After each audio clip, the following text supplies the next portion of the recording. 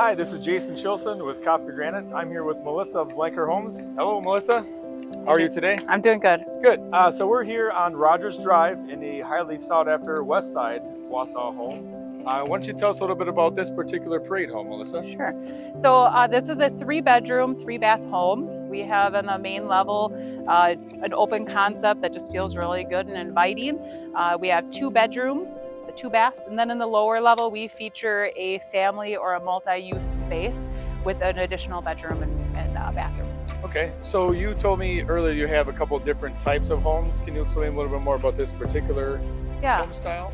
So if you were at the parade last year, we had featured a signature line with Blenker. So that's a full custom home that we do with customer, and they get to decide the whole path of design.